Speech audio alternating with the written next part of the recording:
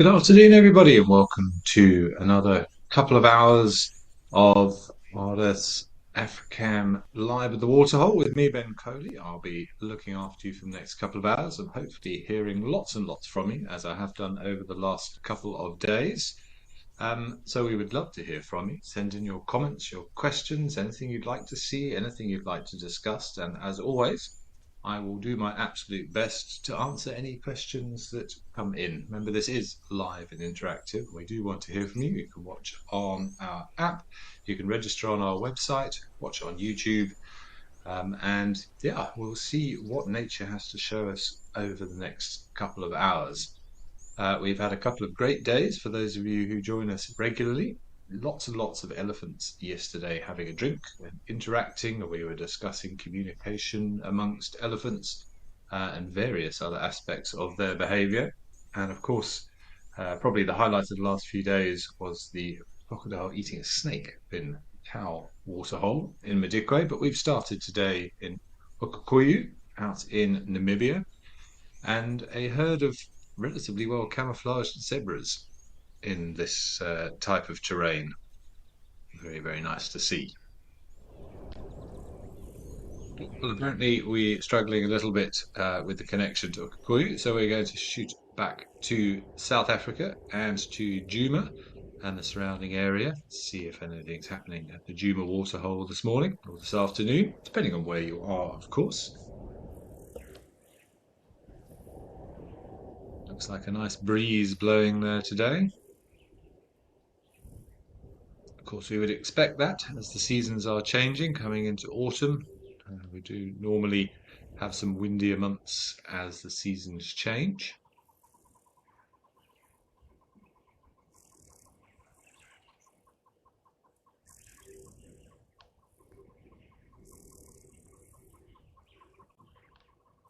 Of course, the scene of many incredible wildlife encounters over my years of doing work with Safari Live out of Djuma. I know this dam very, very well, and I've seen some incredible sights here. Elephants swimming, hippos playing with sticks, various different leopards, lions, and hyenas interacting on the shores. Amazing how much happens. You could write an entire soap opera just for one of these locations.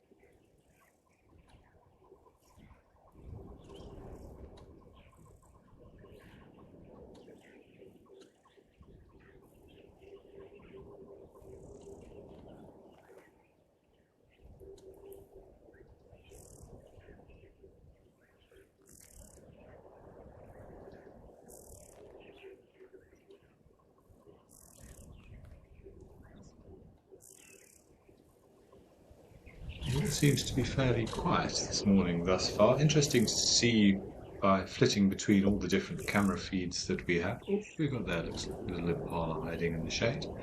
The difference in the vegetation, if you compare it to what we were looking at yesterday up in Zimbabwe and Vic Falls, you can see how much drier the vegetation is up there. Even though we're coming into the autumn months now, there's still some green left in Djuma. Other places seem to be turning a little faster. You can see that looks like a russet bush willow, or I think they call it a mouse-eared bush willow now, just to the left of the impala, just beginning to turn the colours there, losing the chlorophyll. The tree having sealed off some of those leaves to stop wasting energy when the sun is no longer as potent for photosynthetic purposes. Those leaves will slowly start to change colour and expose those beautiful reds and orange that we expect to see this year before dropping onto the ground. The tree will store those remaining nutrients down in the roots and wait for the longer daylight hours and the moisture associated with summer.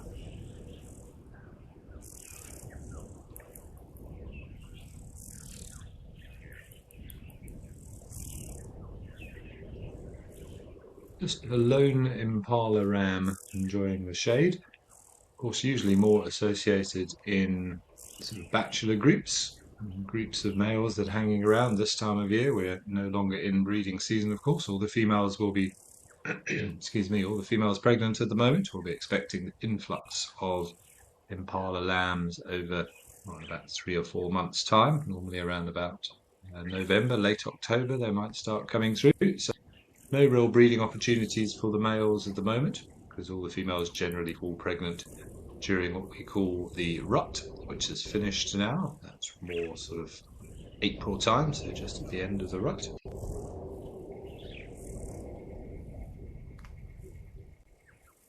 And I suppose we may still have some activity, some rutting activity from the males, as normally then they will separate, hold their own individual territories, and hope to attract some females. And you do have this idea sometimes of this fallacy of female impalas, the impala ewes being able to hold their young back for times that are better suited for them from an environmental perspective. We now know, of course, that's not true, but you do get some late breeding, which then accounts for the later arrival of some lambs. So possibly that male holding on to a very nice territory there by the waterhole in the hope of some last-minute breeding opportunities. A pair of Birchall's starlings.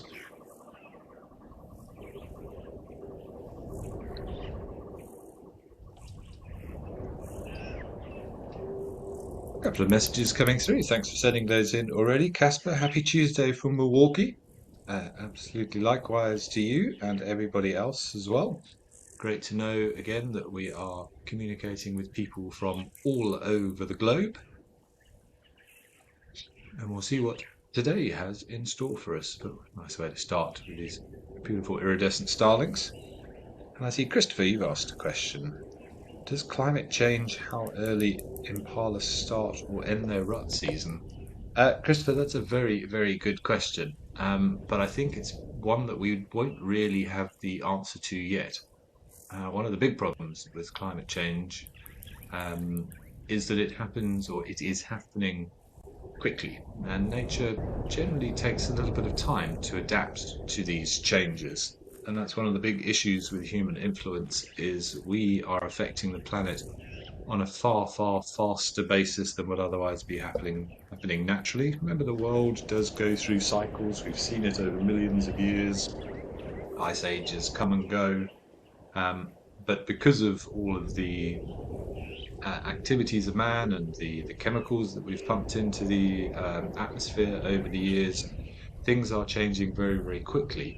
And nature is going to struggle to adapt quickly enough to keep up. So currently, certainly during my 20 years or so of experience, the rut happens at around about the same time every year, March, April. And that hasn't changed as yet. But if there is a very obvious sort of seasonal change and the time in the year that the rains normally arrive or dissipate changes, you might see over a longer period that the animals will adapt and take that into account. But a few years is not really long enough for animals to completely change their behavior in that regard. So it's a very contentious question, and one of the biggest problems with climate change is say things are happening on a far faster rate than they would normally do so. And evolution takes time. One of the reasons that many species are struggling.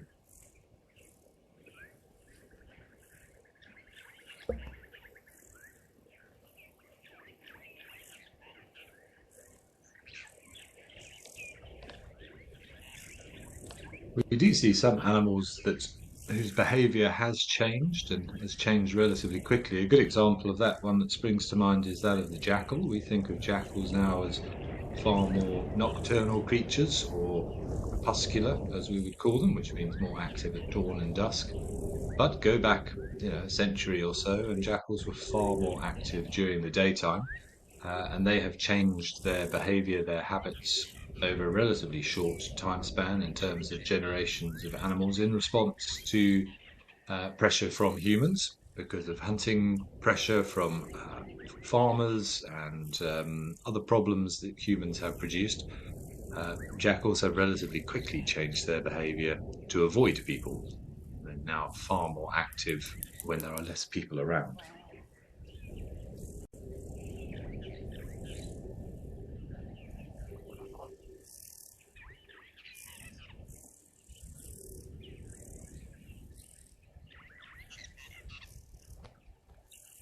Okay, relatively quiet over on Juma.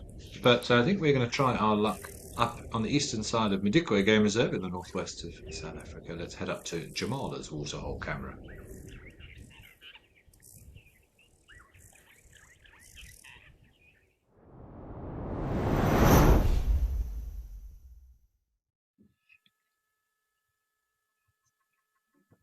And we have an elephant. Look at the difference in the terrain. Much drier in the northwest, of course.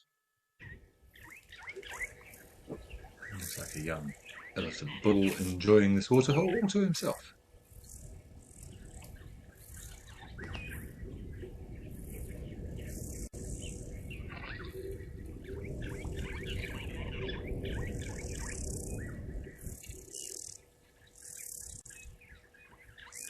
Where there is one, there is often another one. So I'm assuming another young bull. Interesting to see whether we have any interaction between the two of them. But again, I think this waterhole is big enough that we shouldn't have any concerns. And these do look like young bulls. We saw a huge elephant bull having a drink at Tau yesterday. Much more bulk. Taller, wider, much broader across the trunk area. Good ways to tell the size or estimate the age of an elephant. These two look like very much sort of late teenagers, early 20s perhaps.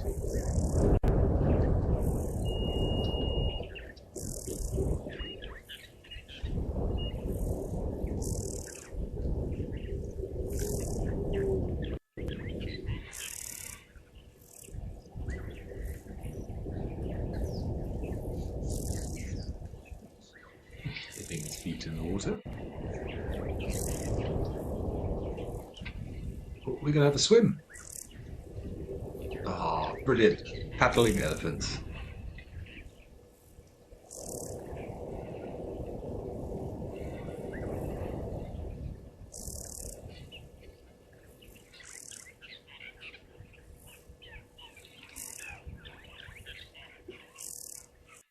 If I was an elephant, I would always be in the water. So often we see them just standing on the edge and having a drink.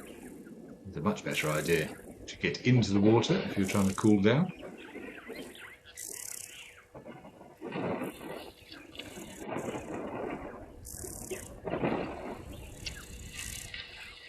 If really lucky, maybe we'll see one have a bit of a lie down and a splash around in the water. You don't see it very often.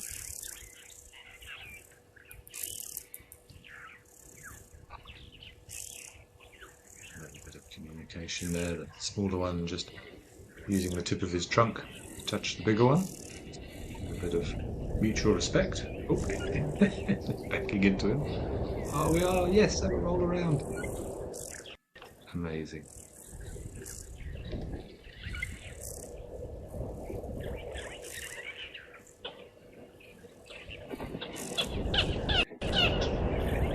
Go up.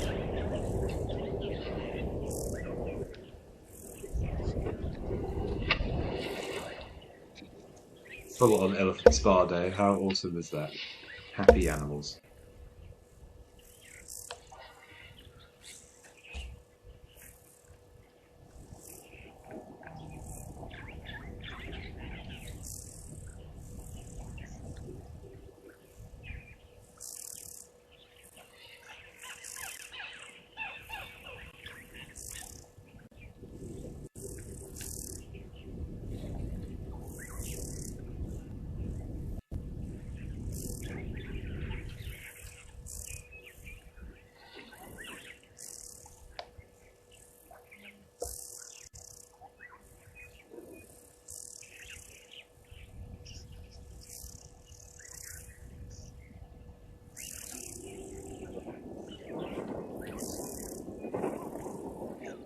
Put that trunk up soon for a bit of a snorkel. Of course, elephants are very competent swimmers in deep water if they need to be. They do float and surprisingly comfortable paddling along, doggy paddle style.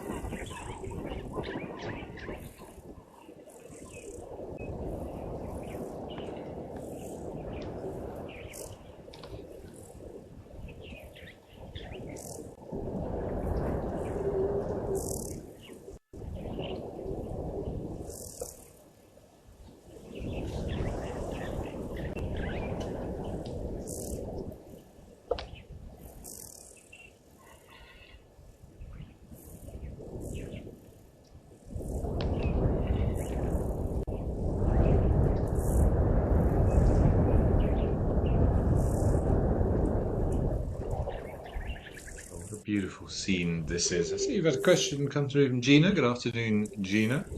Wanting to know whether old elephant bulls remove themselves from those bachelor herds when they are coming towards the end of their life. Sort of inadvertently, yes, they do. The really old bulls you'll often find as being solitary. And generally speaking, with all elephants, and this includes elephant cows as well, you'll often find that older elephants they will hang out in particular areas. Not that there is sort of an old age home where all elephants end up, but it's all to do with their ability to helping this one get out the water, to digest food. Remember, the biggest problem with elephants is they don't really die of old age so much. Unfortunately, elephants generally succumb to what is ultimately malnutrition, and that's all to do with the structure of their teeth.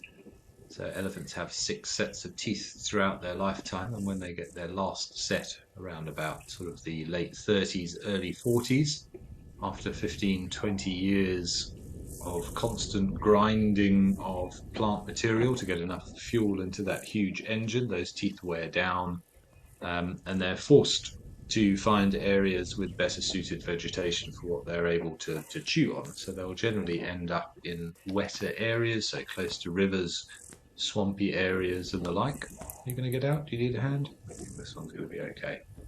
And ultimately, when they do run out of petrol, for want of a better word, it'll be in one of those areas. And that, of course, has given us this whole idea of elephant graveyards. This fallacy that elephants go to a specific place to pass on. The reasoning behind that is a lot of these elephants do succumb to Mother Nature close to water bodies, and then if there is a flood, all those bones get picked up, carried downstream, and if there's a big bend, a big meander in the river, quite often multiple bones will be deposited on that bend because their momentum carries them onto the shore, and then the water dies back. And people used to find multitudes of bones from different animals in the same spot, and that's what led to this whole idea of elephant graveyards.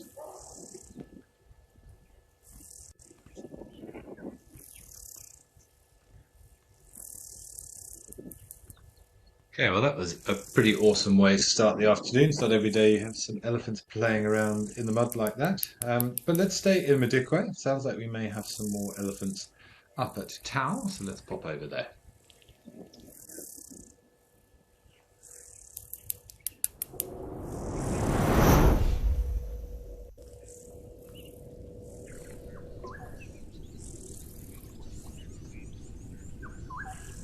Oh, what a beautiful big kudu bull. Not often you get to see them out in the open.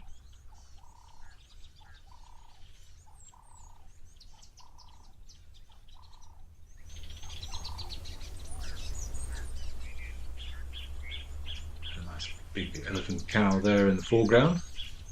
Very likely the matriarch, I would think, just looking at her size compared to the rest. Although it's not always the biggest, but generally the oldest female, one with the most knowledge, will be the head of the group.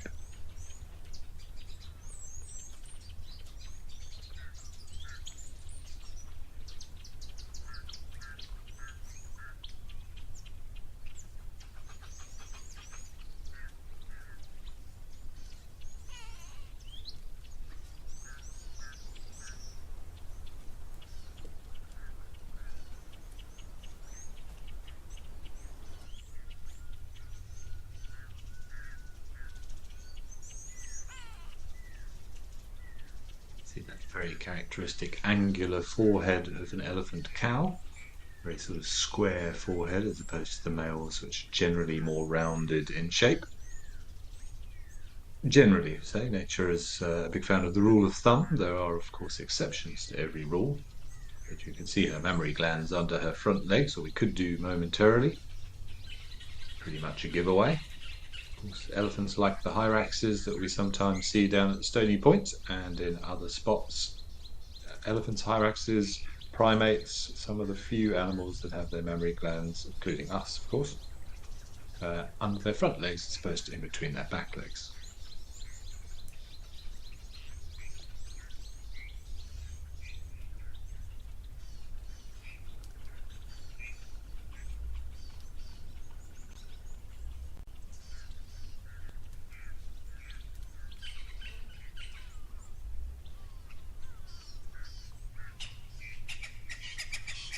seems we may have a little bit of reptilian activity down at Stony Point since we mentioned it. So we may well come back to the elephants, but let's go and see if we can identify this mysterious lizard at Stony Point.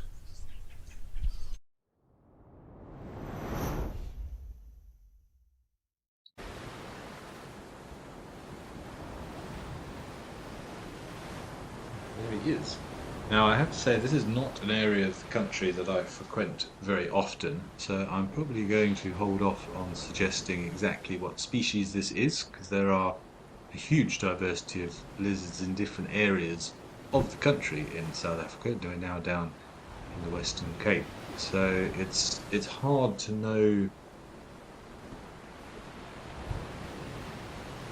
for sure what that would be. Possibly one of the flat. Very much question if you know exactly what.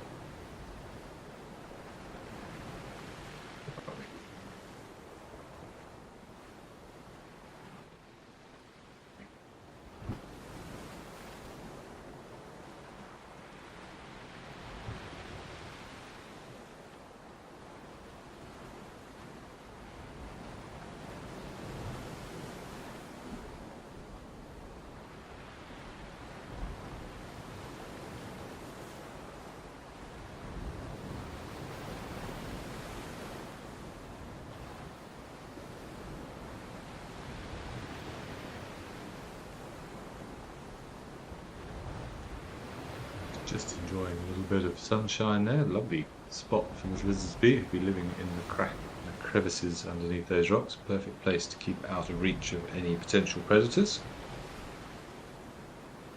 Got sort of a dopey look in his or her eyes as well. Just very much enjoying it. So you just see the nictitating membrane whipping across the eyelid there. You can see, like all reptiles, there's very sort of bony eyelids just to help to protect those eyes. We see it very much in crocodiles as well, to protect the eyes. 3 eyelids, top, bottom, and that lubricating, nictitating membrane as well.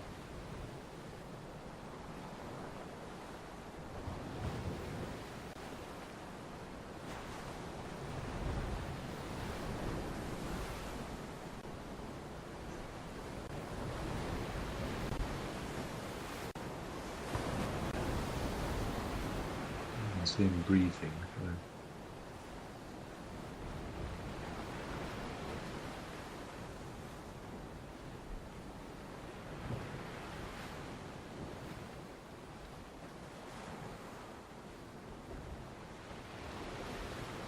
Sprayed Hank, you're asking, are there any venomous lizards or are snakes the only reptiles with that adaptation? Sprayed Hank, let me have a think. Other than snakes, the one that jumps into my mind is the monitor lizard, which has relatively recently, scientifically speaking, been discovered to have a sort of a venomous saliva. If you do get bitten by a monitor lizard, there is a chance to have a reaction to it. It's not particularly potent, but it can have an effect. I'm not sure the type of venom that has been identified there. I remember hearing about it recently. But I couldn't give you any specifics. Other than that, I can only really think of the snakes off the top of my head. If you think of all the sort of lizards that we have in South Africa, the girdled lizards, the flat lizards, the geckos, the skinks, sand lizards. Can't think of anything else that is venomous, but a lot of those bites can still do some damage, but not because of envenomation. More to do with the fact that, to be honest, reptiles don't clean their teeth, and there is a build-up of bacteria, and if you are bitten by a reptile, then you can contract some nasty bacteria and things that come from that bite, which can lead to secondary infection. But certainly in terms of virulent venom, I can only think of the different snake species off the top of my head. Of course, of which there are many, but only a few that are specifically dangerous to people, or of medical importance is the way it's often described these days. So you get the hemotoxic venoms that we find in the boomslang and the vine snake or twig snake, cytotoxic venom, which is the cell destroying and necrosis causing venom from generally the things in the viper family. And then the neurotoxic venoms, the cobras and the mambas and the elapids. Although all snakes have a sort of a concoction of venom, generally speaking, certain families will have more of one than the other, which will manifest in that particular way. There are, of course, exceptions to every rule. The berg adder being one that has neurotoxic venom as opposed to cytotoxic. But generally speaking, good word of advice, do not pick up a snake, even if you think you know what it is, because about 90-something% of snake bites happen to people who are either trying to pick them up or are trying to kill them, because the snake will obviously defend itself. If you let it be, it will, more often than not, 99 times out of 100, it will try and get out of your way.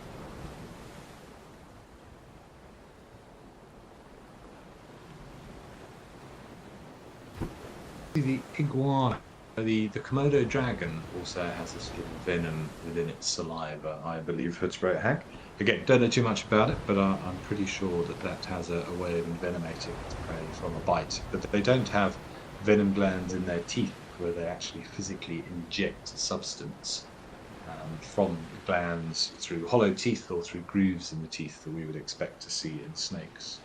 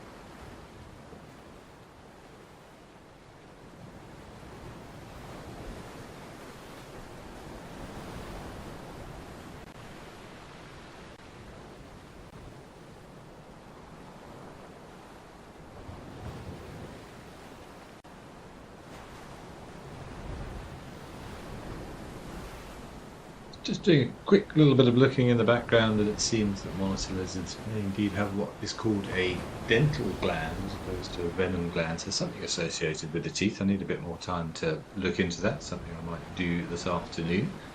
But not exactly the same as a snake's venom gland, and certainly the method in which it is injected into any potential prey is a little bit different.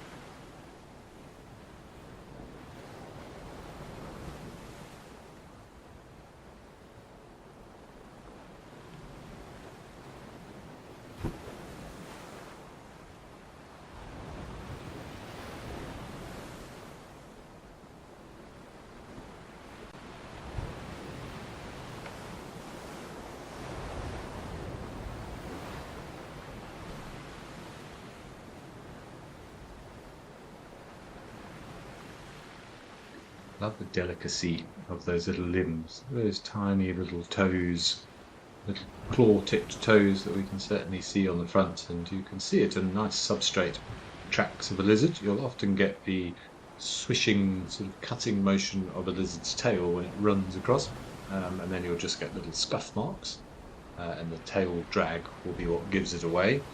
But if the lizard is just walking casually and doing what we would consider its natural gait, you'll see those front feet very, very nicely. The back feet tend to drag because they have a tendency to drag their back legs across the ground when they're walking. You can see the way it's splayed out to the back there. But really, really nice to see those toes in the correct substrate.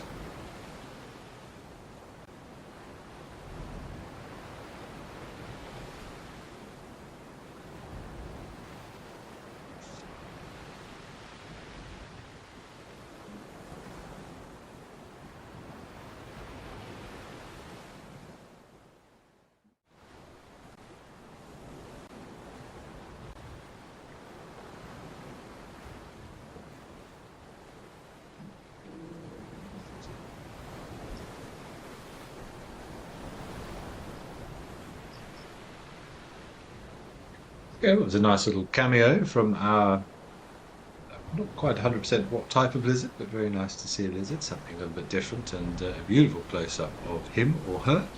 But let's go up to Zimbabwe to Vic Falls and see what's going on that side.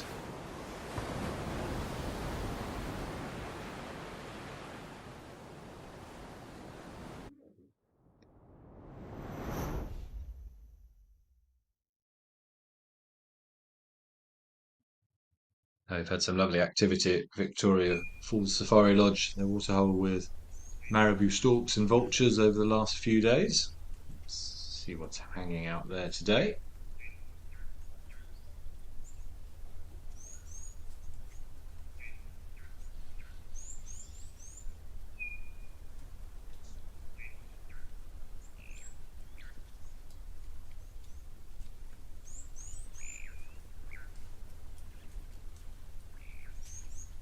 And there they are. Our selection of marabou storks again.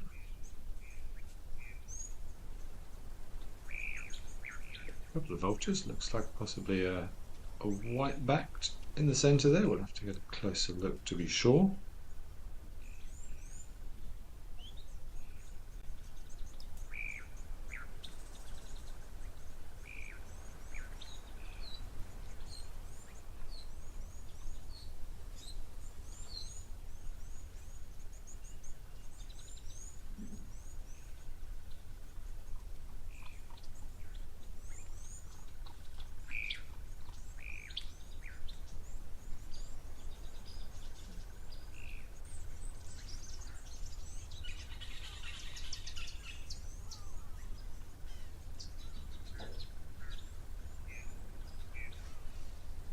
See if we can get a closer look. No, it looks like a hooded vulture. You can see that much smaller beak.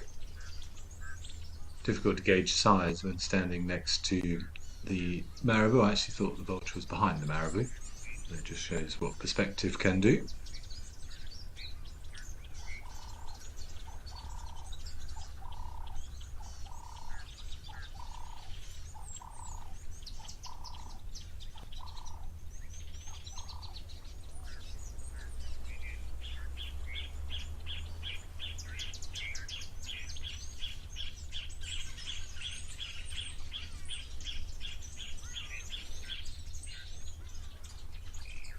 Everyone picked up and dropped something. We find a little morsel to eat.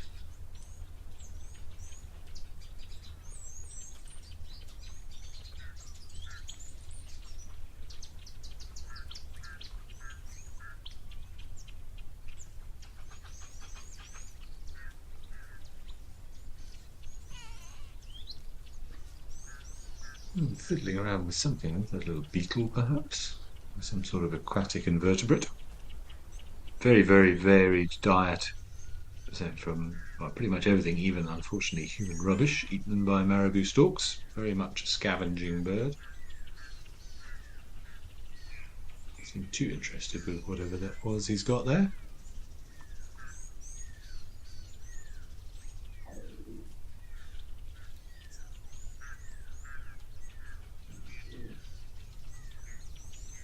Flashing vulture again. We saw one of these yesterday, just having a bit of a wing stretch, possibly absorbing some of the sunlight.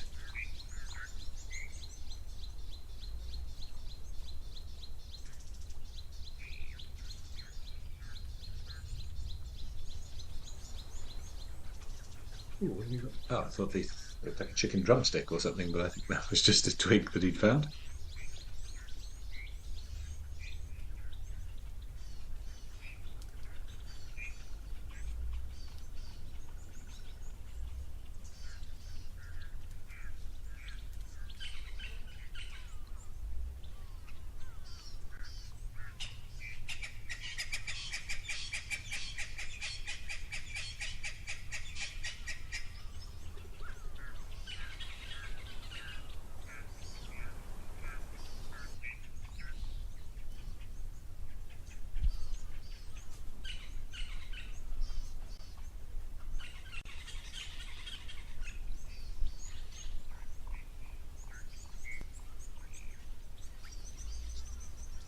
Afternoon, Jeffrey. Thanks for your question there. How big are marabou storks compared to cory bustards? Um, well, I suppose it depends if you're referring to height or weight. The marabou stork is a taller bird. They can get up to about 1.5 meters tall, which is pretty massive if you think about it. But they don't weigh a huge amount. A few kilograms certainly. The cory bustard, not quite as tall. If memory serves, just over a meter, I would think, looking at it, some of the big males. But it's a much more solidly built bird, a lot heavier, and as I'm sure many of you know, the heaviest flying bird in the world. So in terms of weight, the cory bustard, much, much heavier. I would think at least double the weight of a marabou stork. But height-wise, not too much in it. We'll give that one to the stork.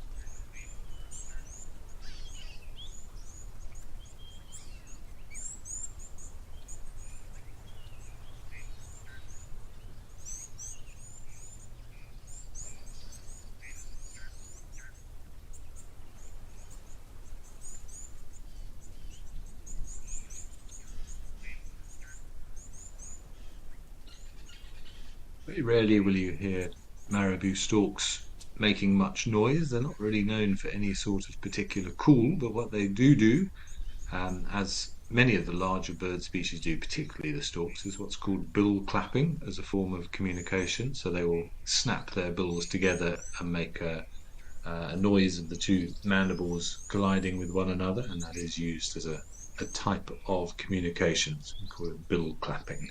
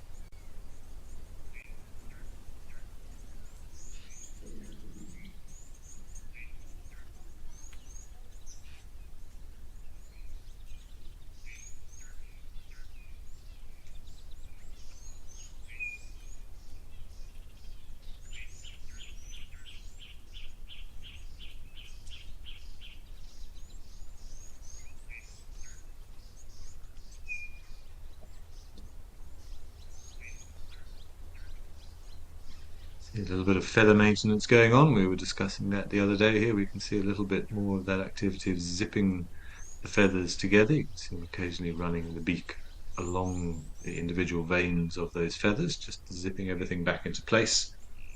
You imagine that certainly a bird like a marabou stork, which has got to weigh probably, I would think, 5 or 6 kilograms, it's an incredible feat to be able to fly in the first place, but it's also an energetic feat. And the better your aerodynamics are, the less energy you're going to expend, and the less the chances of dropping out of the sky, which would not be good if you were a bird. So this feather maintenance, very, very important.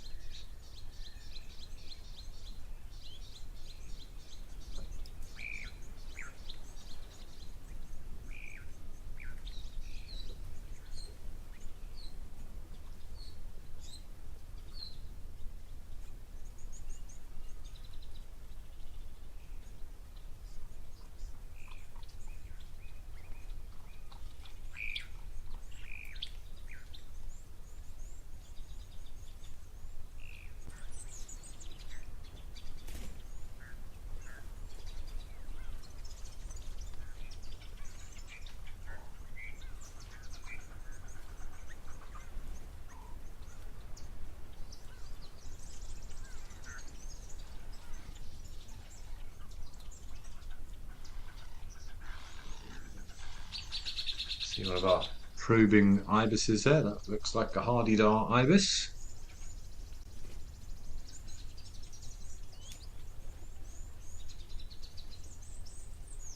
Probing that bill into the mud under there, looking for little insects and arthropods.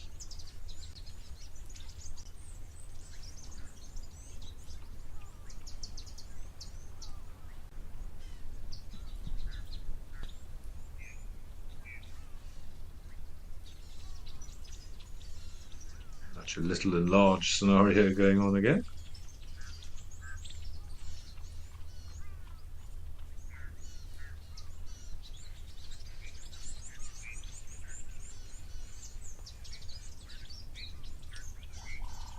And some dancing vultures.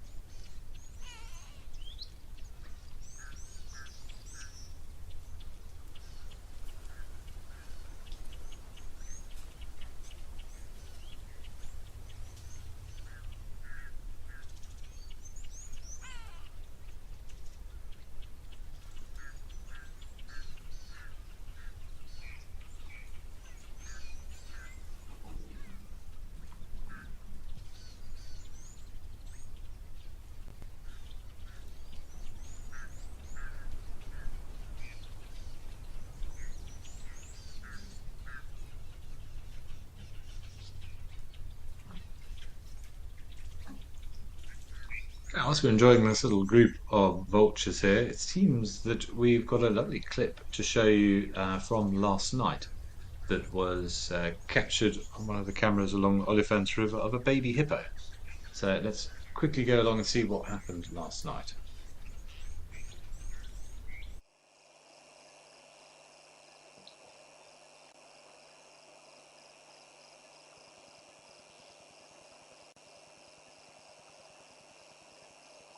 Sweet little hippo, all curled up on the ground there, while Mum and I assume a previous offspring has a little bit of a graze. Nice evidence that hippos do indeed come out and graze during the night. Struggling to keep up with Mum, that was a good flop.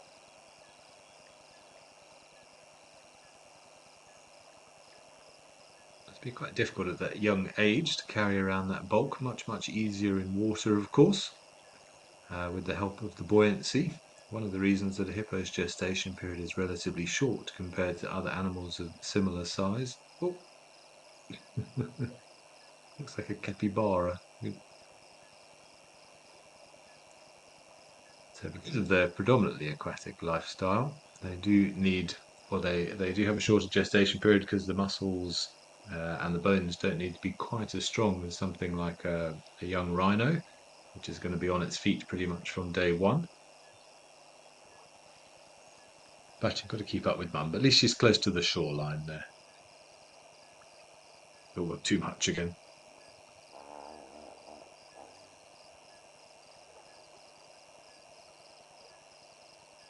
Nice to see the blacksmith lapwing there as well. Not normally considered a nocturnal bird, but obviously taking advantage of insects being flushed by these hippos as they move through the grass.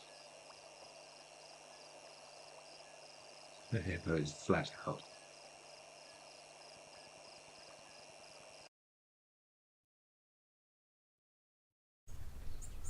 Yeah, that was very nice to see. It's great to have all these cameras, but of course, nature is a 24-hour thing, and we do capture some unusual and rather special moments. But lovely to see the next generation of hippo enjoying the Olifants River on the eastern side of South Africa. But we're now back to Tao and our elephants that seem to still be enjoying their drink.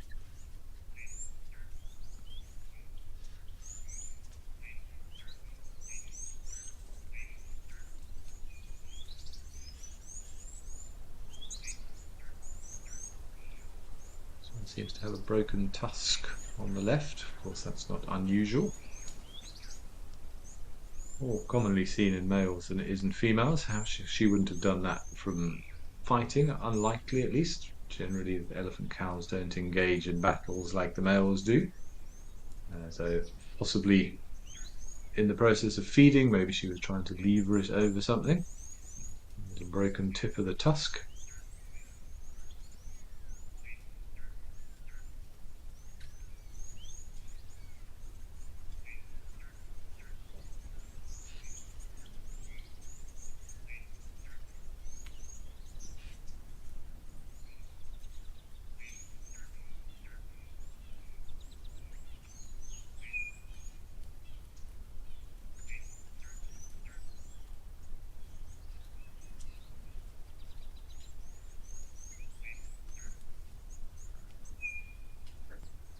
He's standing around fairly motionless, but no one seems to be drinking, no one's feeding, everyone's just enjoying a bit of a break. Of course, elephants can sleep standing up as well.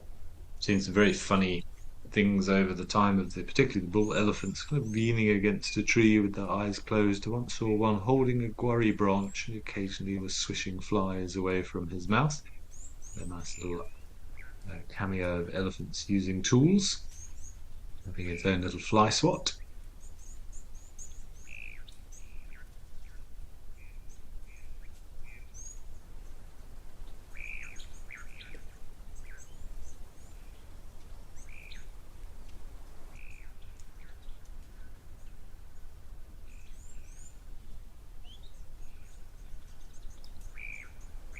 Female seems to have a little habit of resting her trunk on that broken tusk.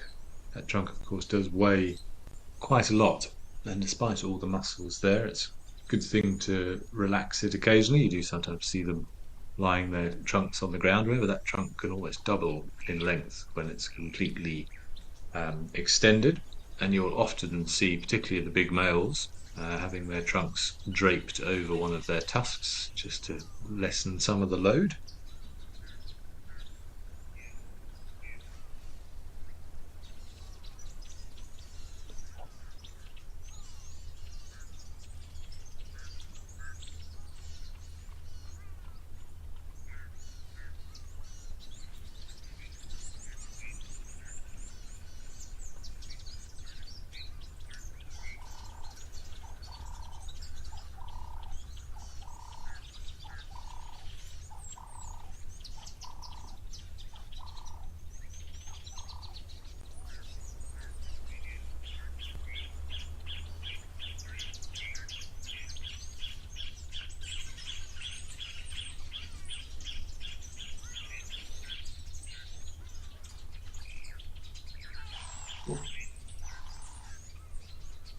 Nasty kick out from the zebra there. They are so quite cantankerous things.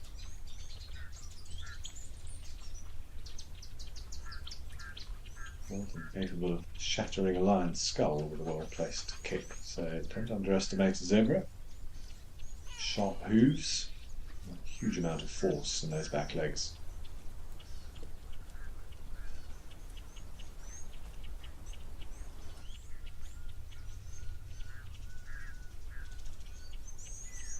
It's like these elephants are waiting for something. They're lined up at the beginning of a race, just waiting for someone to say, go! And they'll pile into the water. Strange, with the water being so close, you normally expect the youngsters to be very excited about things. They often have to be held back by the adults, particularly when approaching water. As you can see, this one here seems to be quite content. And the other one's even facing away, I think, enjoying a bit of shade produced by Mum, but that's quite a young one on the left there. We can just see his bum sticking out.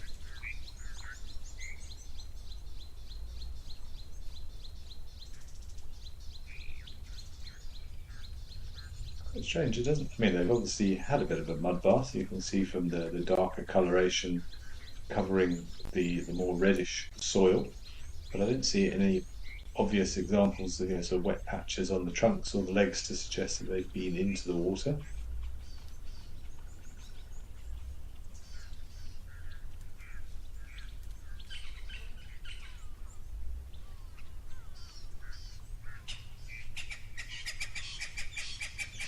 Question from Metro. Thank you, Metro.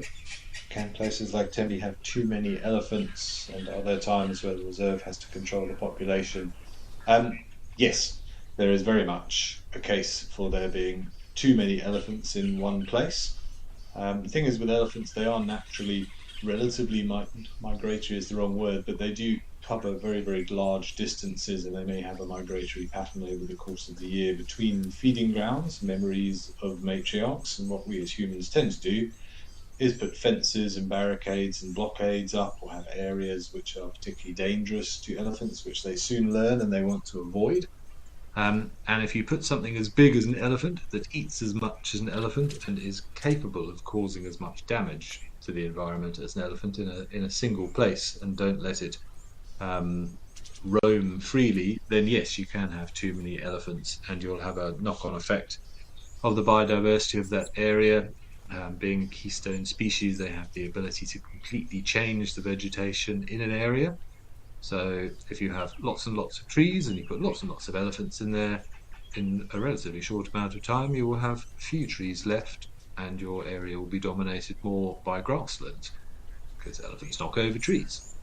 And so they do eat a huge amount of vegetation, and they can reduce the amount of food for other animals. So unfortunately, yes, population control is required. Um, if, say, we didn't put fences up and we let the animals roam free, nature would quite contently find its balance through availability of resources, through disease, through natural events like famines and floods. Would keep a check on the populations. But as soon as we put a fence around anything, and it doesn't matter whether it's the size of a football pitch or the size of a small country, if you're going to contain those animals within a given area, then ultimately there will be some form of management strategy that needs to be employed. Now, there are lots of ways that that's been done. Of course, the very famous culling of elephants that's happened in the Kruger National Park over the years, and other reserves. Seen by some as an unpleasant thing to do, but it is for the benefit of the entire ecosystem rather than a single species. The issue with that was always, what is the correct amount of elephants? How can you possibly calculate that? That's a very difficult thing to say, because there are so many different variables. It's going to have an effect based on the geology, and ultimately the vegetation, the foodstuff of those elephants in a given area.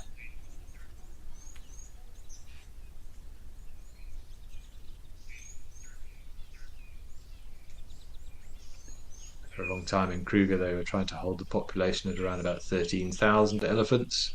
Now the population is well in excess of 20,000 elephants.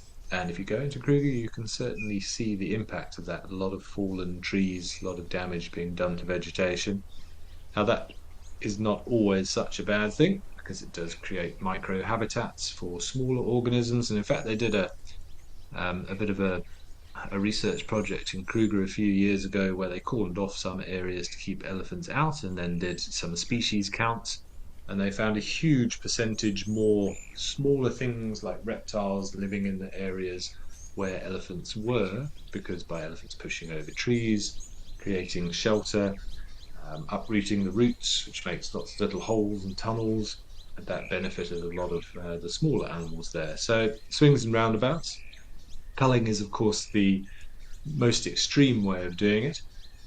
As unpleasant as it may sound, there are a lot of other initiatives these days, such as elephant contraception, which is employed by a lot of reserves in South Africa and surrounding areas as well. And that's done by the use of a chemical or a substance known as PZP, which was originally extracted from pigs, I believe.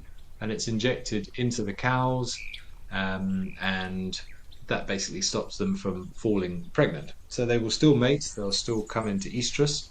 If I recall, what it does is create a sort of a blockage around the ovum, around the egg, so the sperm cannot penetrate into the egg to actually fertilize it. So everything else happens in the same fashion. Mating still occurs, sperm is transferred, but the female just will not fall pregnant. And the nice thing about PZP is that it's not a long-term thing. It's not like a hysterectomy. It'll have an efficacy period of a year or two, and then would need to be re-administered to those cows for that to continue. So the ability to fall pregnant can be controlled to some extent. You can stop it for a year or two, and then if the population is in a position where it can be increased again, you can withhold that PZP and hopefully the females will be able to, let's say, father some offspring. That would be the wrong word. Will be able to fall pregnant and produce young.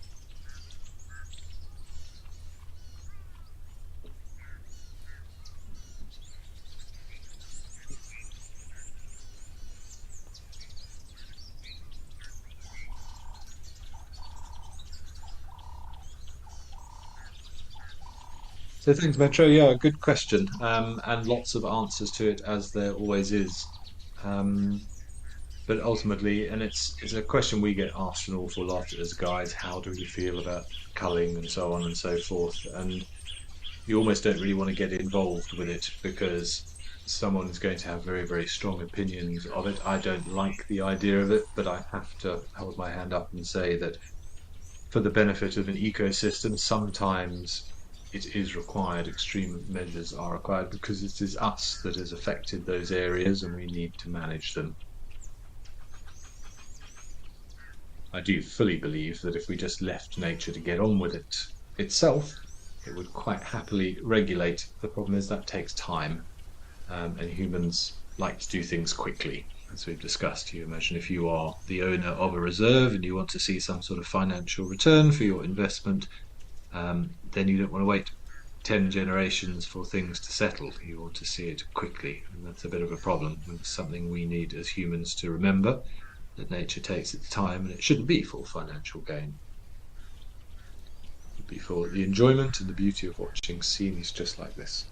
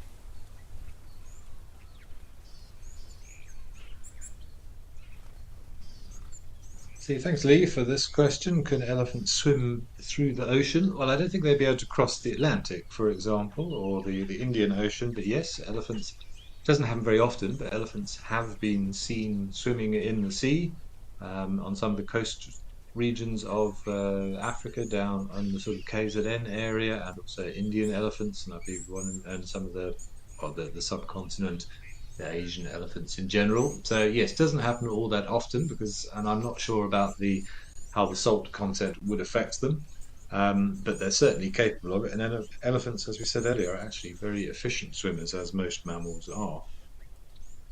Something that I would love to see. Imagine walking along the beach and seeing an elephant frolicking in the waves. That would be pretty impressive.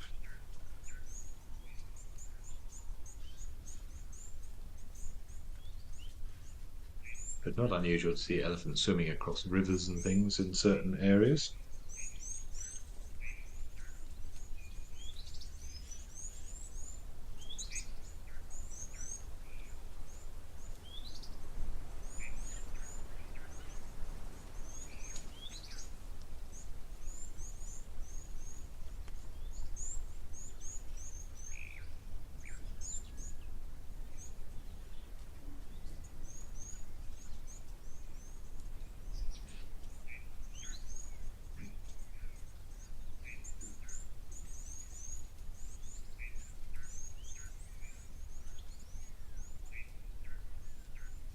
Doing a quick scan here. I mean, there are reports of elephants that are able or that have swum miles and miles, sort of tens of miles, or at least around about 10 miles.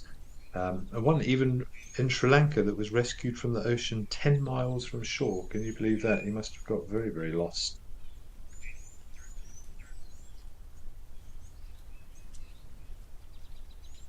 But it will be interesting to know how the salt content affects them. Obviously, it's not going to permeate through the skin. A lot of things that do live in saltwater environments have got the ability to get rid of salt. We see that in a lot of ocean birds. They have specialized glands which is able to sort of remove salt. I imagine it'll be fairly uncomfortable on the skin. It may have an effect in terms of drying out the skin, forming a sort of crust on the surface, but it'll be interesting to find out more. But not something that we normally see. Most elephants obviously restricted to more inland areas, but certainly has been recorded.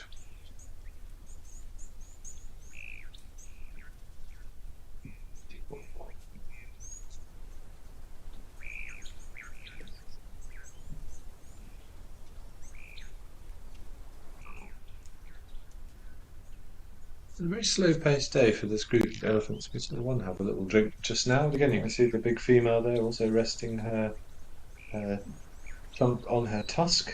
This one's decided that maybe he's going to have a little quench. Everybody seeming very sedate. Bunching together, trying to keep, well, I would say trying to keep warm, but that wouldn't make sense. Not like huddling penguins. You can see the ears going, flapping to just help the body cool down. Interesting, they're so sort of close together. I think everybody's just having a real rest and bunching together for safety more than anything, because people aren't paying, or they're not paying a huge amount of attention to their surroundings.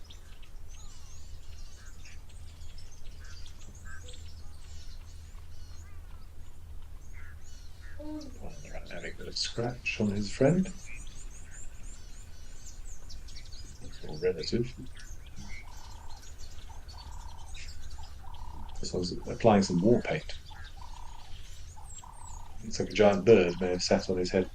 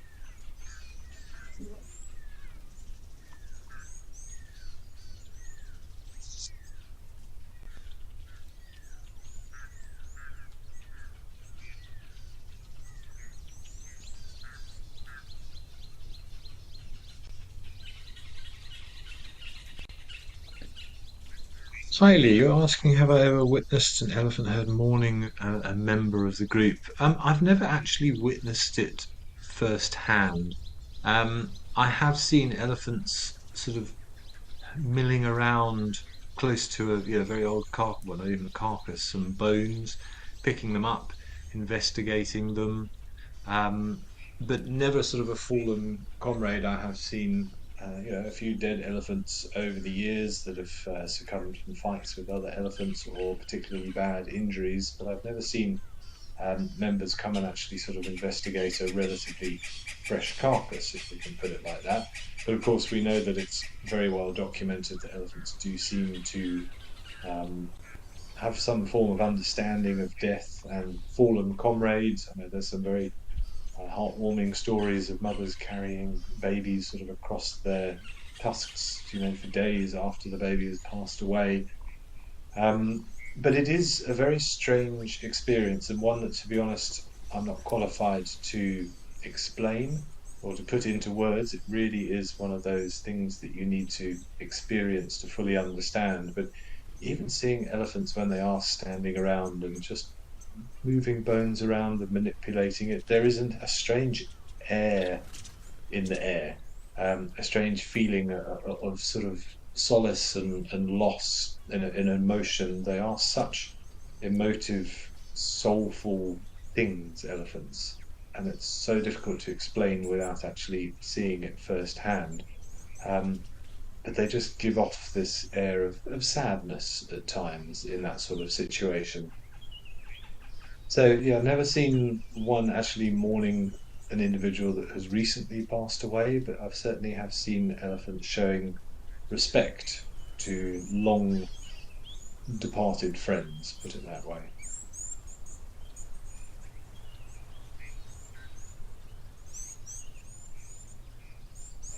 I think one of the most sort of emotional things I've experienced was actually when I was working down in KwaZulu Natal at a lodge called Tunda. And this was displayed by animals that I never really considered up to that point to be great showers of emotion, and that was giraffe. I mean, I've told this story before on Wild Earth when I was out there, but it's one that will always stick in my brain.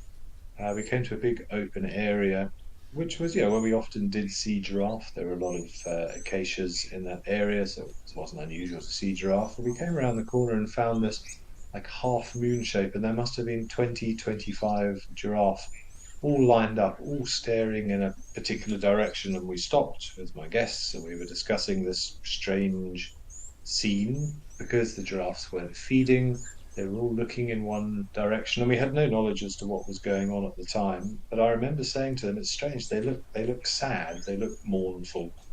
Um, but when giraffes are all looking in one direction, that's often because there may be, something a predator that they're keeping an eye on. But we couldn't see anything. It's a relatively open area. After a little while, we left them. Oh, I should say there were more and more sort of streaming out. Every few minutes, another one or two would emerge from the undergrowth and join this sort of what looked like a vigil at the time. So eventually, we decided to sort of investigate, and we drove down to sort of through the clearings and got to the tree line on the other side, and just, yeah, maybe sort of 50 meters into the tree line, we found a pride of lions busy feeding on a young giraffe that they'd obviously caught. And it was just very strange. Suddenly, the penny dropped that evidently this message had been passed that one of the youngsters had fallen, and it was almost as if the giraffe were coming out to, I'm sure, to pay respect to or to just be a part of this phenomenon. It was just very, very strange. And it was just interesting that we kind of all agreed that the giraffe looked sad, which is not something. Look at this little one at the front there. Not something that you would normally associate with giraffes, but they definitely were eliciting some form of emotion that we were able to pick up on.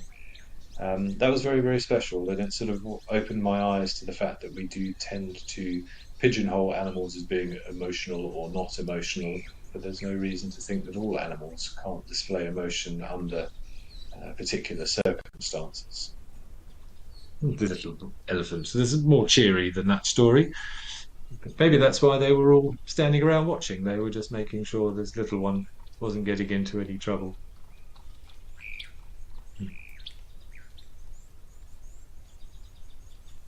Sweet little thing. Probably no more than a few months old, that one. If that, months perhaps.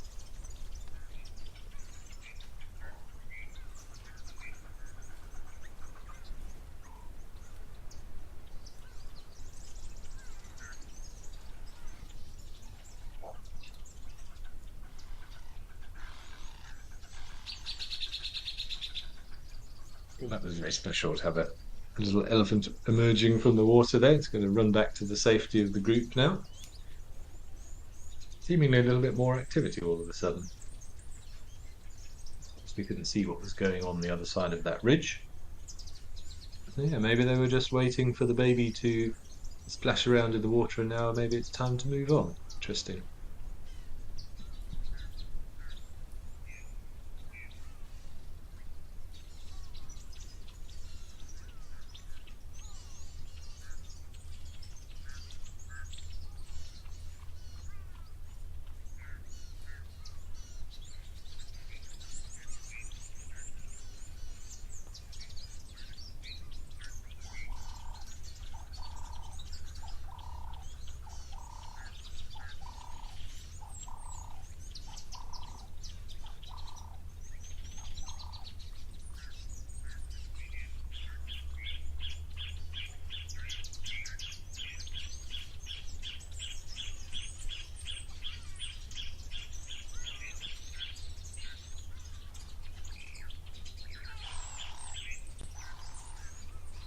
Nice little deposit being made there on the right-hand side of the screen. Be interesting to see if we see any of the other elephants coming over to investigate it or get any sense from it. Well, perhaps not.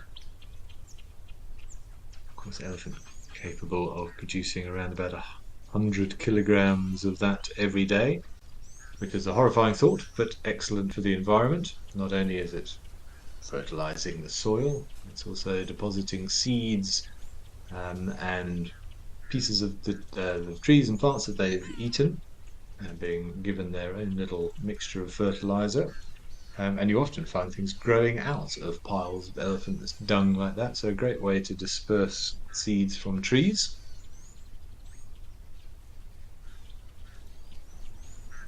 It looks like swim time is over, or waterhole time is over. They disappear into the tree line. Good luck, little one. Enjoy.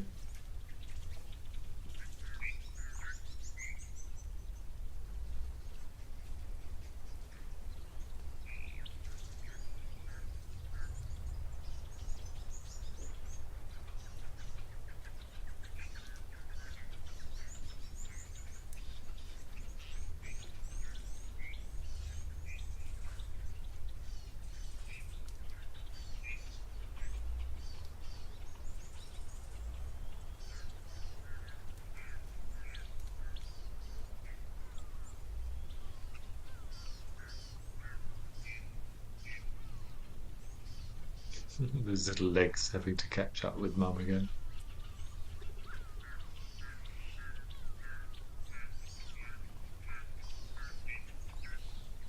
There's a nice big bull. Good to see the female on the left there, so very probably the matriarch. Judging by the way she's leading the herd, you can clearly see the size difference between an elephant bull just disappearing off to the right now and the big female on the left. Franny J, you're asking about those elephant graveyards. Well, we sort of mentioned them briefly earlier, but no, regrettably, it's not true. Unfortunately, they don't have dying holes like the giraffes in Madagascar. So that whole idea of graveyards came about when bones of elephants were washed up during floods, because the older elephants end up in damper areas because of the type of vegetation they have access to. And during a flood, those bones are transported with the water current and then often deposited all in one spot. And when explorers found those, I suppose it was a logical explanation that all of those elephants had died in one place, the stockpile of bones that they saw. But as people sort of get more knowledge and we begin to understand our environment better, we figure out what's actually been going on there, and we see examples of that throughout history. Take those of you who know me will know that I do enjoy sort of astronomy and the stars. It made perfect sense back in the day before people had any understanding of science and physics that it was the sky that was moving and everything was going around the Earth and not us. I mean, imagine the change in mentality to appreciate that the thing that we live on is actually a blob in a big black void which is rotating and moving around another object. I mean, that's a huge step for somebody to even consider, let alone believe or understand the mechanics and the physics of it. But that's the beauty of discovery. That's what science is. It's observation and then trying to figure out why. Science is the science of asking the question why.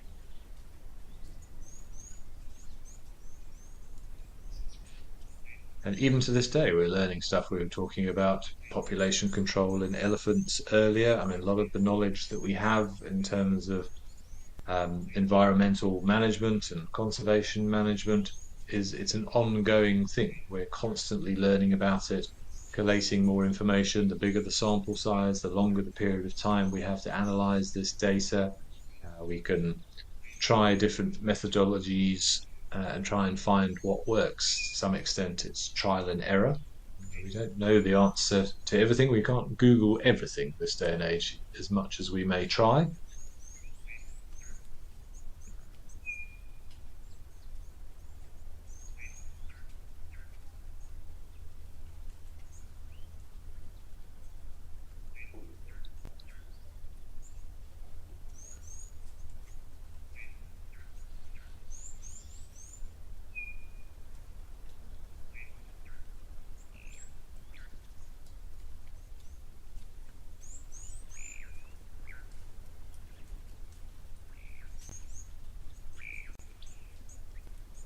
Amazing how these animals just melt into the undergrowth. A minute ago we had 10, 15 enormous animals collectively weighing probably 100 tons. And even though there are no really big trees, particularly in this area of the Dikway or anywhere on the Dikway, they just disappear. And sometimes you can drive for days without seeing an elephant. It blows your mind how that's possible.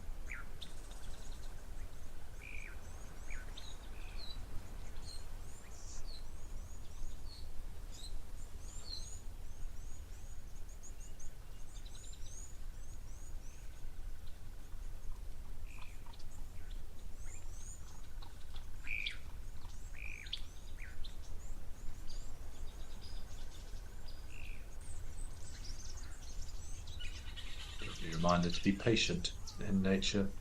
If you just switched onto this camera now, you think, oh, there's nothing happening.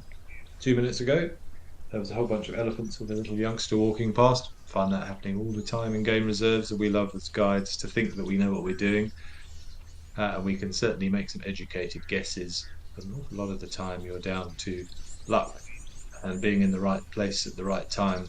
A number of times that, for example, we've been driving down a long straight road within the Kruger National Park, haven't seen anything for a while, and you just happen to glance in your rear view mirror and there's a herd of elephants or a pride of lions crossing the road that you would have missed if you hadn't just looked around at that particular point.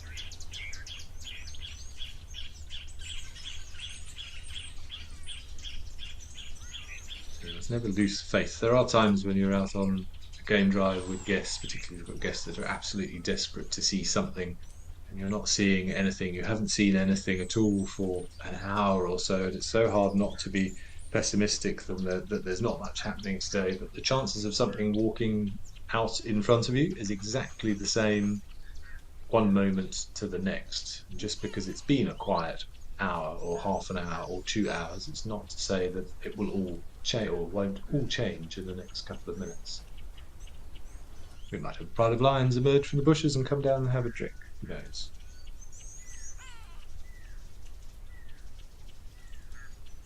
Okay, Nine you asked a question which I missed. Sorry, I've just noticed it now. Do matriarchs have a sense of which bulls are the best to mate with, and do they have any control over the other female choices? Well, certainly they will choose a male based on what they see. That's why they will generally always go for the biggest, most dominant male. There'll be lots of pheromones involved, but generally speaking, it will be done on sort of confidence and size. Sometimes a female may not be interested, and a male will certainly try his luck. But generally speaking, the male who arrives at the herd has already proved his worth because he will have bumped into lots of other elephant bulls who are in must, that reproductive state, as he has sort of approached the herd. The female in estrus, the cow will be giving off the correct pheromones. She'll be releasing that sort of must rumble, that infrasound, which is inaudible to us. But all the other elephants in the area will have picked up on that, and they'll all sort of slowly start congregating towards the epicenter of those chemical and audible signals. And elephants bump into one another. Generally speaking, by the time you get to the female who is producing that sound, that will be the biggest, most dominant elephant who's scared off any potential other suitors. So she will have, they do have a sense of which ones are best. I don't know if it's ever been recorded that the same male and the same female will have copulated repeatedly. It probably has because of the fact that they generally will stay within that home range. So there may be some sort of recognition and knowledge, but they certainly don't form pairs for life, for example.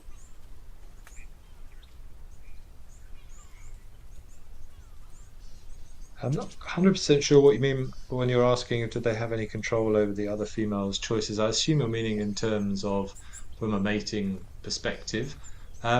Whether or not the matriarch is able to influence the decision-making process of the other females within the group, that I'm not sure. But because of the closeness of elephant society, there will certainly probably be messages being passed between. But I would have thought that if the matriarch, for example, accepts a bull as good reproductive stock, then the rest of the herd will think the same thing. That would be my assumption.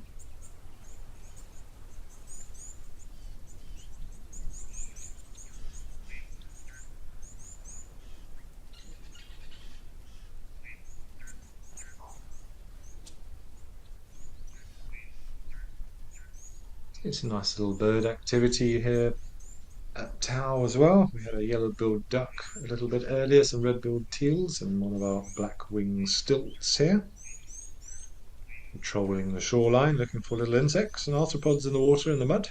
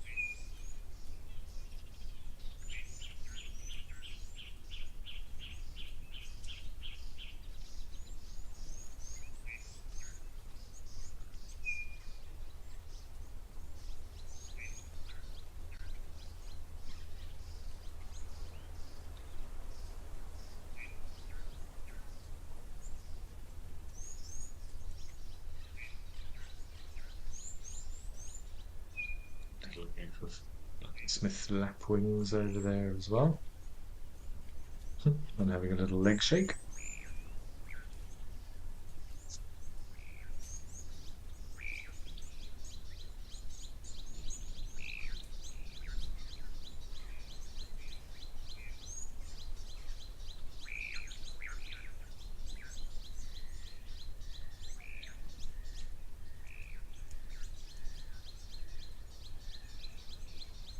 Had a good time for a bath as well.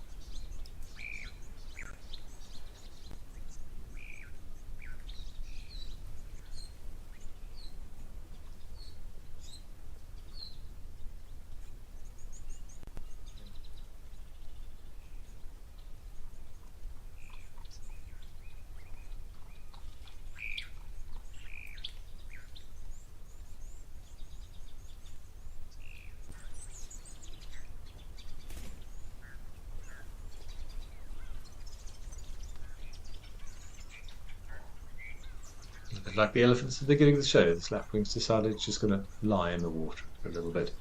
Good splash around, good way to cool off. We saw earlier also sort of digging around in the feathers on his back, just above the base of the tail. That will be accessing the uropygial gland or preen gland, which of course is that lovely concoction of oils, which helps to waterproof the feathers.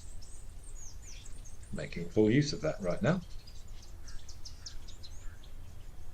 Most birds do have that gland, but there are exceptions. Herons, for example, and doves, parrots have rather what's called powder down, which are specialized feathers that grow on the chest that are constantly growing, and they flake off to create this little powder, which is then administered by the bird to the rest of the feathers. Has the same basic effect, just helps with antimicrobial activity and keeping the feathers in good condition.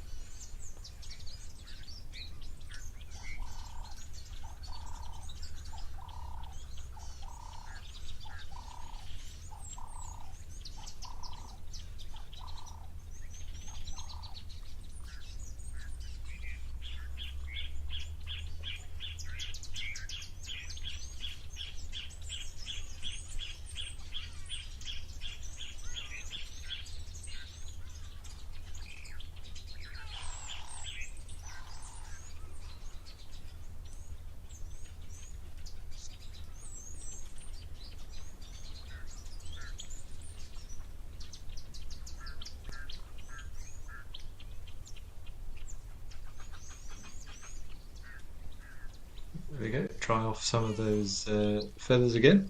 And a nice little dip. And the other one's just watching on. Strange no one else has taken the opportunity.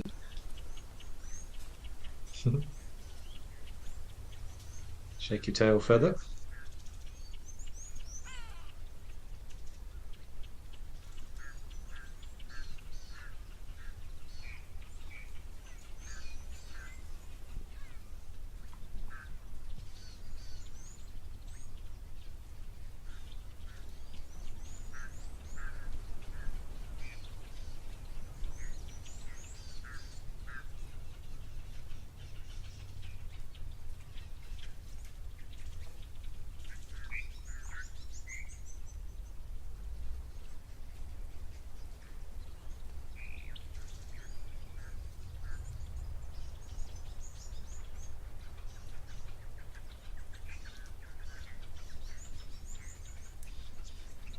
Everybody having a good clean today, but that would be normal this time of day, afternoon. It's very hot. You don't want to expend unnecessary energy.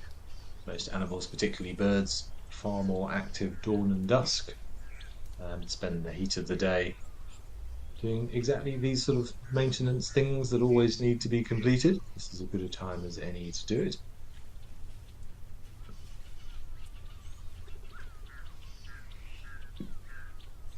Oh, I still saw something.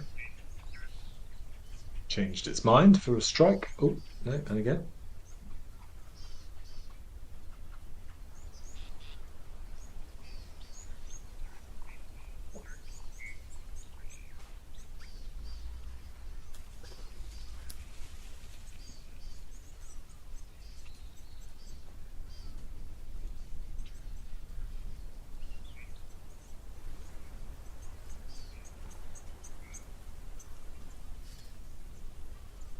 That's a little family of Egyptian geese. You can see the adults there at the back, and these, I suppose we call them goslings still, but sort of sub-adults by now, looking at their coloration and their size. A bit of some disputes, some ducking and diving. Kids will be kids.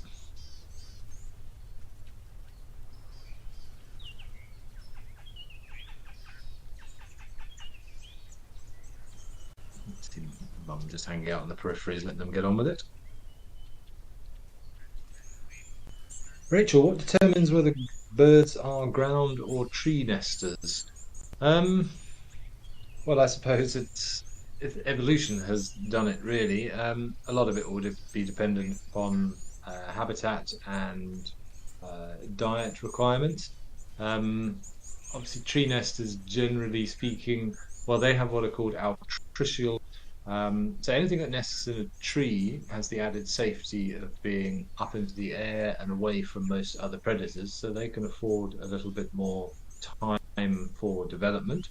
So shorter incubation times, and a little bit more parental care. They're fairly, I'm sure you've seen bird nests in your garden, these tiny little, mostly bald things screaming for food. We've actually got a nest I saw in the garden here in England the other day of little robin chicks, very, very cute, stashed away in a bush somewhere.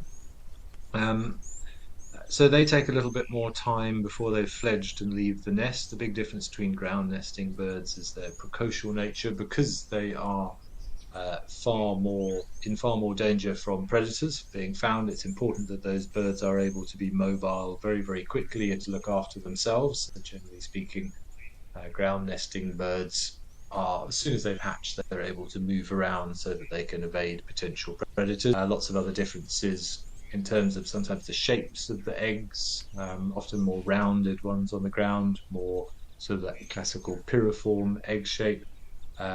For tree nesting birds, designed so those eggs don't roll out of the nest.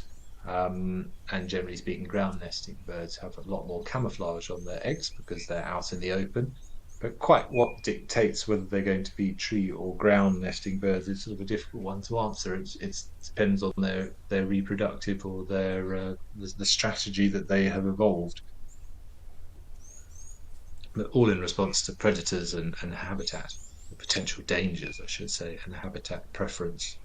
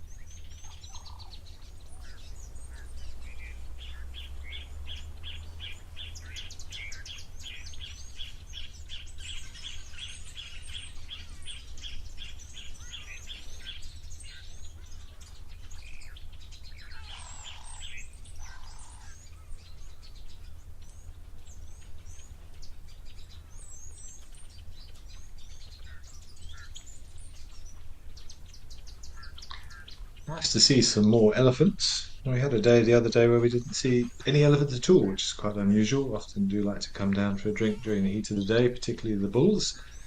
So normally I expect a huge amount of elephant activity at Tower Waterhole from my experiences of being there.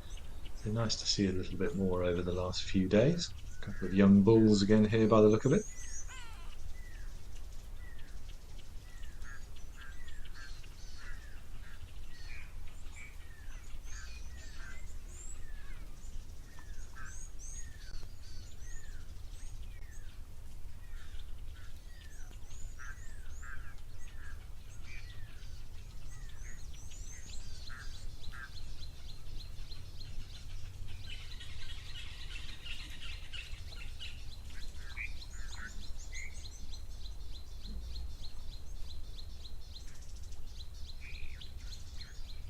Nice to see the behaviour of the elephant there, grabbing that little forb, whatever that was, growing there, and then using his foot to break it off.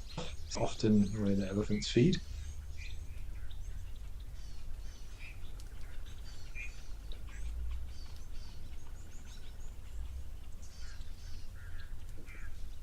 A lot of the stuff growing here wouldn't be of particularly nutritional value. I suppose it's what we would sort of more consider a weed. But remember, there are lots of chemicals in there, and elephants, as we know, are most capable of self-medicating, knowing what their body requires and where to find those certain substances. So they may not have them in huge amounts, but if the body does need something in there, they're usually able to identify particular scents of certain chemicals and will eat things on demand, on request.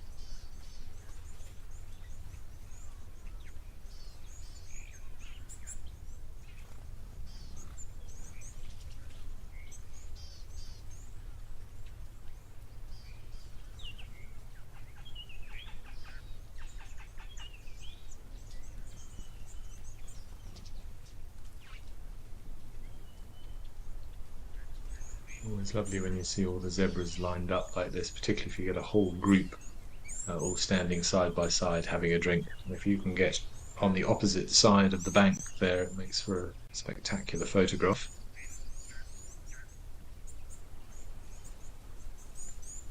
Raymond, it is wonderful, isn't it, how these animals can live together in harmony. We've got elephants, we've got wildebeest, we saw a kudu earlier, got lots and lots of zebra, all the birds.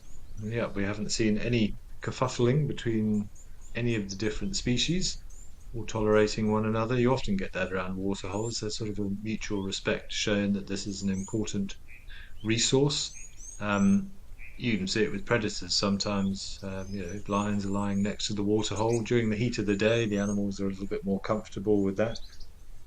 And they'll be wary, certainly, that sometimes animals will still come down to drink, and the lions will sometimes leave them alone. But hey, all these creatures have existed or coexisted for many millions of years. They're pretty used to one another now.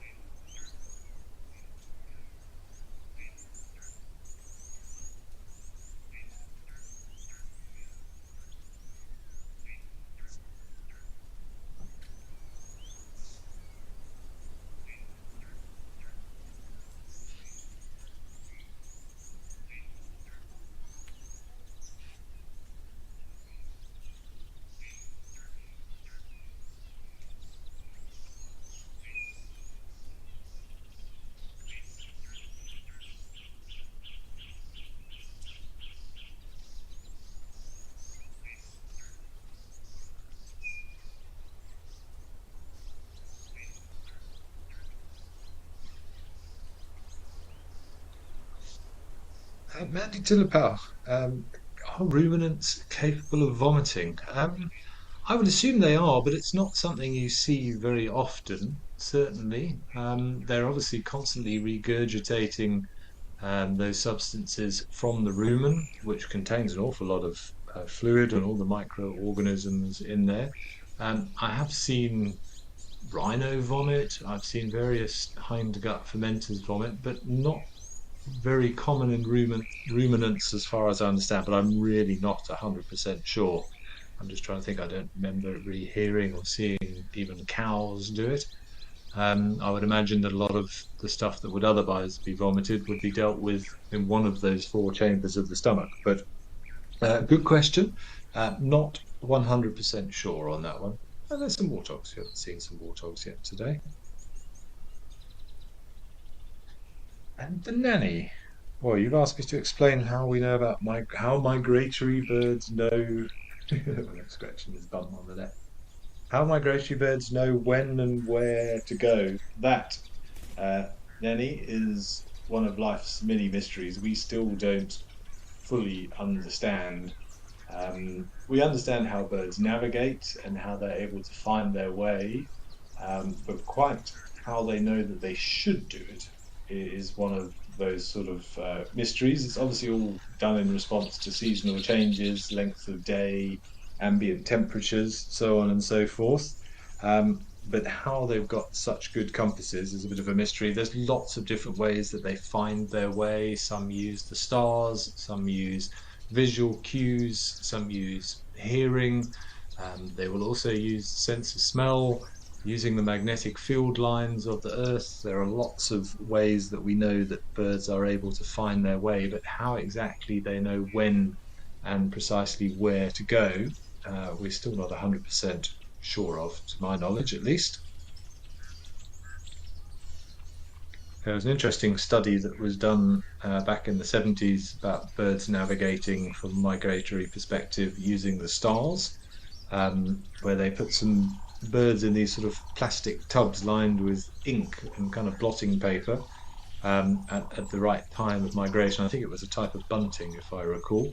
And they put them in a planetarium and put the stars up above them, and they recorded the direction in which all the birds were trying to take off, and most of them were indeed migrating towards the south, which they'd obviously seen by looking at the patternings of the constellations of the stars in the night sky, and they wanted to see how much the birds really relied on this.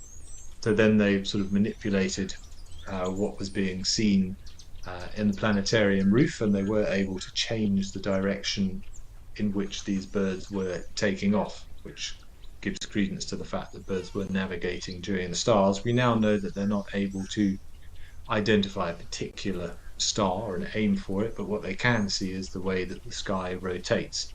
So the southern and the northern celestial poles, that point in the sky that doesn't change, the North Star in the northern hemisphere and the southern celestial pole, everything rotates around that point. That's the axis of rotation of the Earth. And birds are able to see that rotation, the smaller circles closer to the axis of rotation, and able to take a bearing off that. So pretty cool to see that the birds are able to navigate using the night sky as well. But how they actually find, say, a specific nest, we get things like the Wahlberg's eagle in South Africa that comes back every year, an intra-African migrant, and they will usually come back to the same nesting site. How they remember, very difficult to say.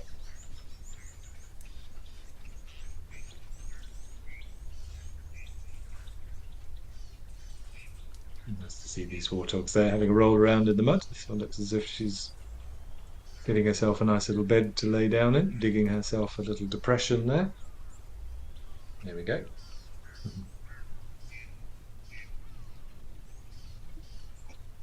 That snout perfectly designed for shifting earth. Of course, that's one of the ways that they do like to feed. They go for the rhizomes, which are kind of the grass roots. So you'll often see them uprooting the grass to get to the roots with that flat face. In this occasion, we've just made ourselves a nice little mud bath.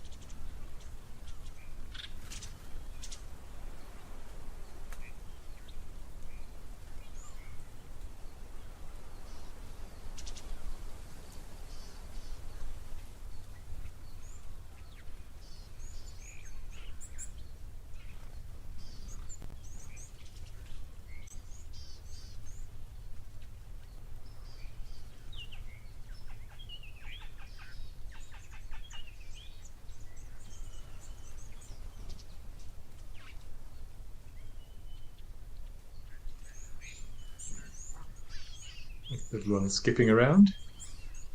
Just look like you've had a roll in the mud. I think you should join in.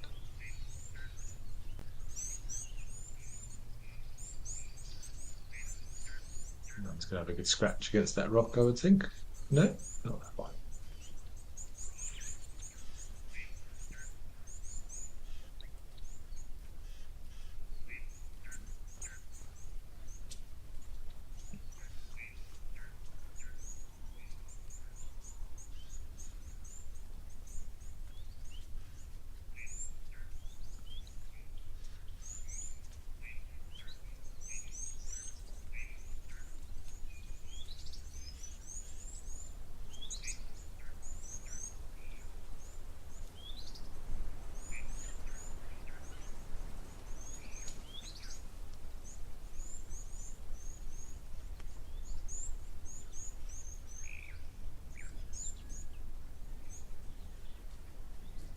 He's a rather bold youngster on his own. Not sure where the rest of the family are. We did see a couple of younger ones earlier. This one's obviously going on a bit of an exploring mission.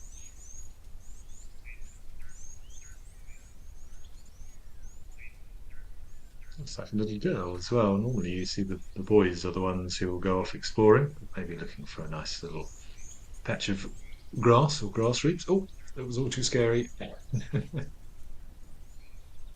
Gone back to the safety of the rest of the group. A bit far away.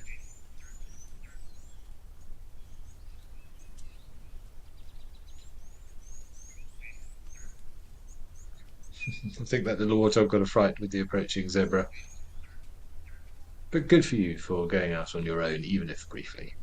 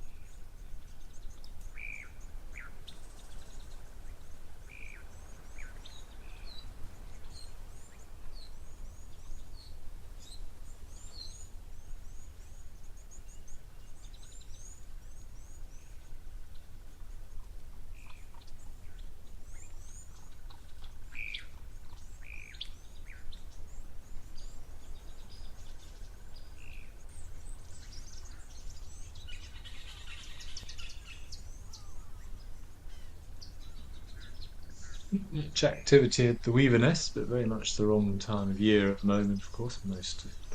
Many birds breeding during the summer months. It's incredible architecture nonetheless. And we've been lucky enough to watch quite a few weavers construct their nests over the years. It's amazing how they do it. Start with their little attachment point, and they'll create like a ring which they use to sit on, and from that construct the back part of the nest, and then finally the little entrance hole. And of course, every weaver species makes a different type of nest, so it is possible with a reasonable amount of accuracy to identify a weaver nest based on its architectural structure. Amazing how they have different knots that they use, and that intricate ability and genetic knowledge of how to fasten them and how to keep them stable and secure. It's quite amazing. Dexterity shown by such a small animal.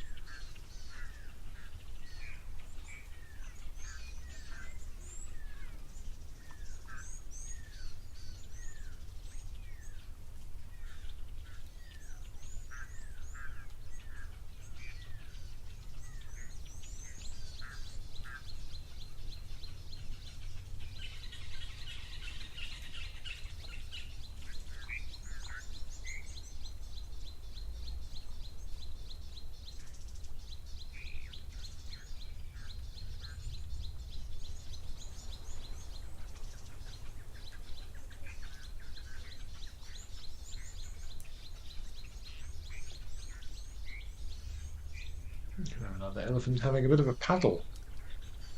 Nice to see. Hopefully it'll lie down and have a roll around like the ones that we saw right at the beginning of the show. We're sort of into the last 10 minutes or so now. So again, a nice way to round it off. A bit of closure.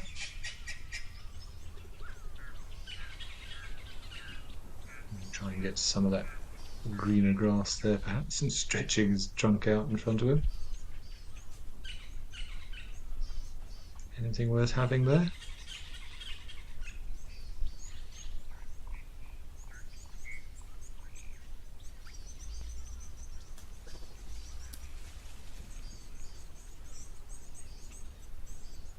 Don't often actually see elephants sort of eating this grass and these the plant matter in water, which is a bit strange in hindsight. You think that'd be nice and soft and much greener and more palatable, but perhaps again, presence of some chemicals dissuading them.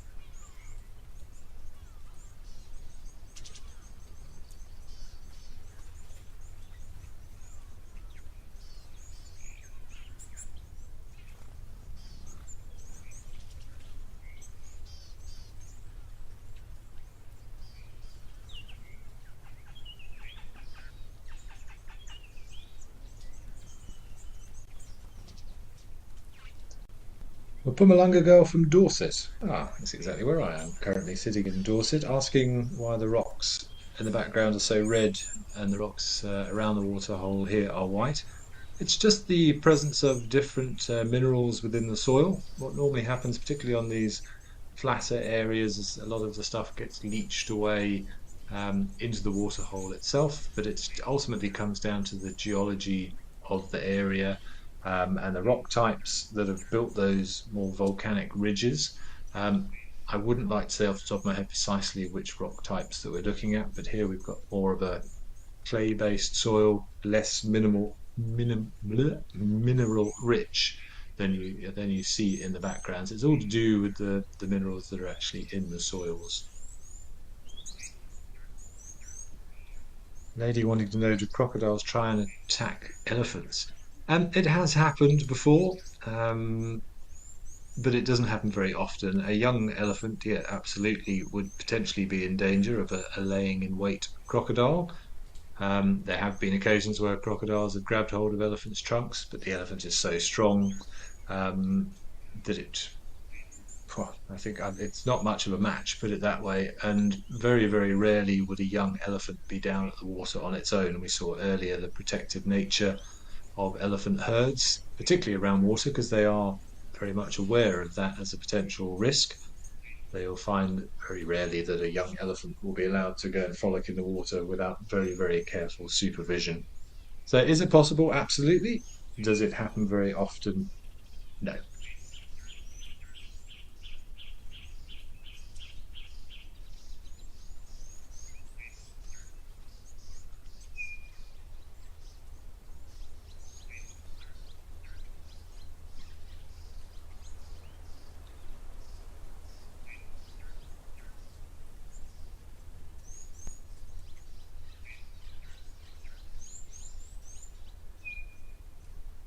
Well, we spent a lovely long time there at Tau Game Lodge, up at their waterhole in Madukwe. I think we're going to go over and have a look at Naledi, on the eastern side of the country, for the last few minutes. Oh, maybe we won't. Let's stay at Tau for a little longer.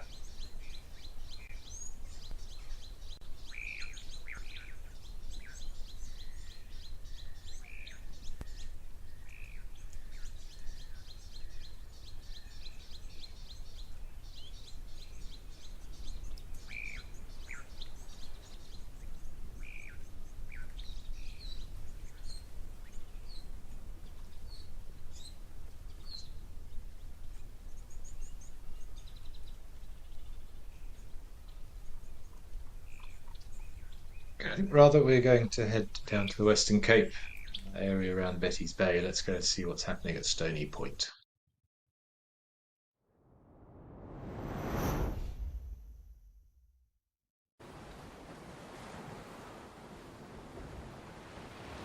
We've got a gull and A common. A couple of cormorants. One of our black-backed gulls or kelp gulls by the look of it. Again, my knowledge of seabirds is not as good as perhaps some other areas of the country, but I shall go with kelp gull off the top of my head.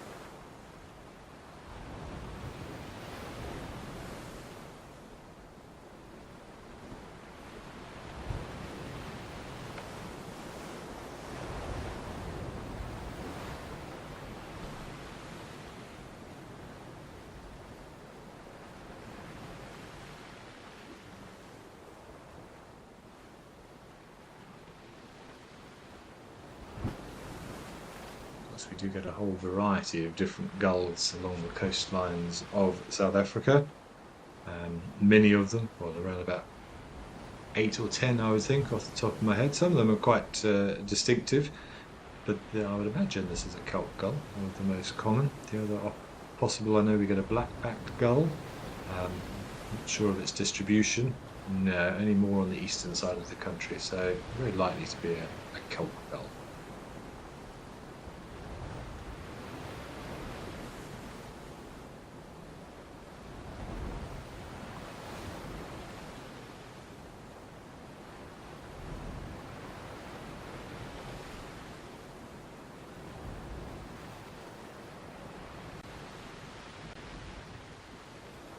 Assuming the bigger one at the back of the cormorants is a white-breasted cormorant. We also do get a Cape cormorant, but that's a lot smaller and has more sort of reddish orange around the face. So I'm guessing the one possibly at the bottom lying in the rocks there is a Cape cormorant, and that looks very much like a white-bellied cormorant having a group.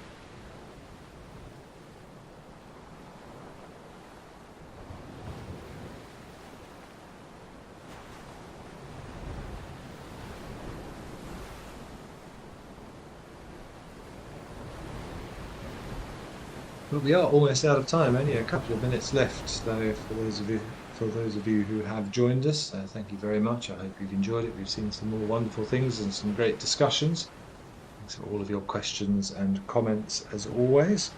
Dark Main Lover, I'm glad you've enjoyed the Live at the Waterhole show, and everybody else. It really is a pleasure. This is my 5th day of doing it.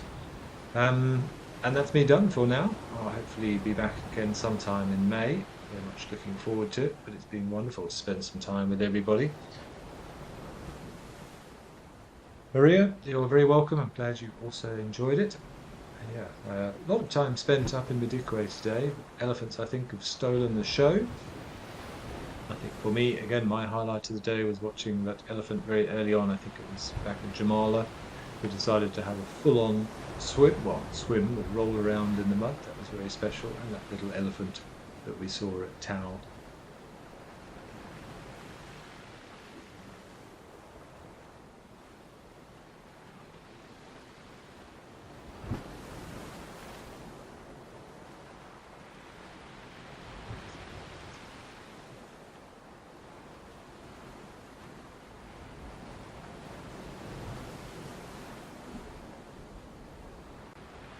Yeah, we are almost done. So wherever you've been joining us from, thank you very much. I hope you'll stick around and watch the afternoon drive with the guys at Juma and Amakala. Catch up with all the activity happening in those areas. But wherever you are, have a fantastic rest of the day.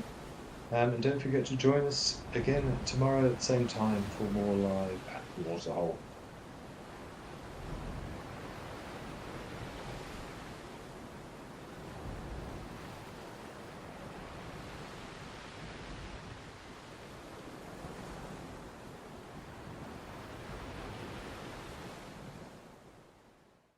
Even the girls bowing goodbye.